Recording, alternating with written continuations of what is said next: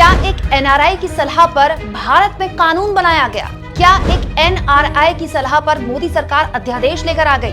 मोदी सरकार पर अब तक का सबसे विस्फोटक खुलासा। दोस्तों, मेरा नाम है कुमकुम बिनवाल। द रिपोर्टर्स कलेक्टिव का ये अंग्रेजी का लंबा चौड़ा आर्टिकल इस बात को चीख चीख कर कह रहा है कि जो 3 काले कानून किसानों के लिए लाए गए थे, जिसके लिए किसानों ने सड़क पर 1 साल तक धरना दिया, संघर्ष किया, आखिर वो किसानों के लिए लाए गए काले कानून किसके दिमाग की उपज है?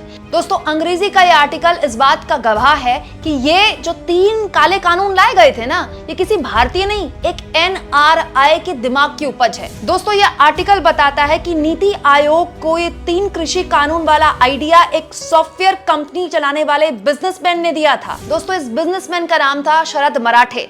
शरद मराठे नाम के इस एनआरआई की सलाह पर क्या आप जानते हैं, एक टास्क फोर्स बना दिया गया। जी हाँ, किसानों की आय दुगनी के नाम पर एक टास्क फोर्स बना।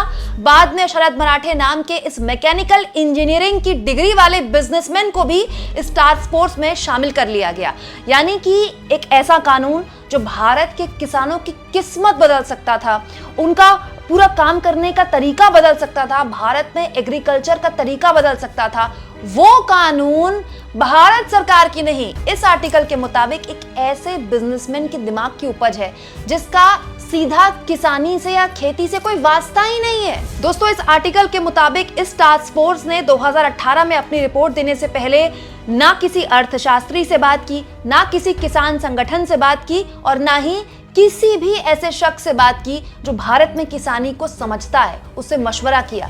जानते हैं किससे मशवरा किया गया? इस आर्टिकल के मुताबिक मशवरा किया गया अडानी ग्रुप से, महिंद्रा ग्रुप से, पतंजलि से और आईटीसी जैसे कॉर्पोरेट से। अब आपके समझ में आया होगा कि वो 3 काले कानून जिनके विरोध में कई किसानों की जान चली गई उस आंदोलन में, आखिर क्यों वो किसान बार बार कह रहे थे कि केवल कॉर्पोरेट को फायदा पहुंचाने के लिए कानून लाए जा रहे हैं। दोस्तों, द रिपोर्टर्स कलेक्टिव के इस आर्टिकल को अगर आप गौर से पढ़ें तो आपको पता चलेगा कि साल 2017 में शरद मराठे नाम के इस उद्योगपति ने नीति आयोग को जो खत लिखा था कि किस तरह से भारत में जो कृषि है उसका पूरा कायाकल्प कर सकता है इसका ये आइडिया, वो लेटर भी इस आर्टिकल में छापा गया है।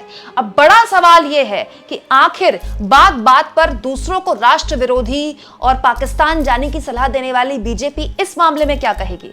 इतना बड़ा कानून, इतना बड़ा कदम भारत सरकार क्या किसी एनआरआई जिसका खेती से, किसानी से ना लेना एक ना देना दो, वो सॉफ्टवेयर में काम करने वाला एनआरआई बिजनेसमैन, उसके कहने पर किसानों की आय दुगनी करने का जो एक वादा मोदी जी ने किया, क्या उसी के कहने पर किया? क्या उसी के कहने पर भारत में इतने बड़े कृषि कानून लाने की तैयारी थी? दोस्तों, इस पूरे मामले में कई पत्रकारों ने अपनी बात रखी, तो रवीश कुमार ने भी आर्टिकल शेयर करते हुए कहा, क्या देश के किसानों को पता है कि शरद मराठे कौन है?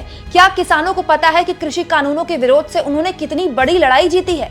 क्या किसानों को हिंदी में यह सब पता है कि आर्टिकल 14 और द रिपोर्टर्स कलेक्टिव ने नीति आयोग के किस खेल का भंडाफोड़ किया? अमेरिका से शरद मराठे आता है, टास्क फोर्स बनाता है और खेती कैसे बदलें सुझाता है, फिर अध्यादेश आता है, फिर कानून बनता है। अफसोस कि किसानों को यह सब हिंदी में पता नहीं चलेगा और ना ही कोई इस रिपोर्ट को हिंदी में लिखकर व्हाट्सएप में फॉरवर्ड करेगा। हिंदी के अखबार और चैनल इस खबर को पहुंचने नहीं देंगे, तो फिर किसानों तक ये बात कैसे पहुंचेगी?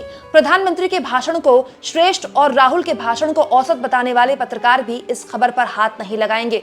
उन्हें पता है कि उनकी दुकान बंद हो जाएगी। नीति आयोग और कृषि मंत्री जवाब नहीं देंगे, तो इस तरह से चुप रहकर इस खबर की हत्या कर दी जाएगी और किसानों को पता भी नहीं चलेगा कि असल में तलवार उनकी गर्दन पर चली है।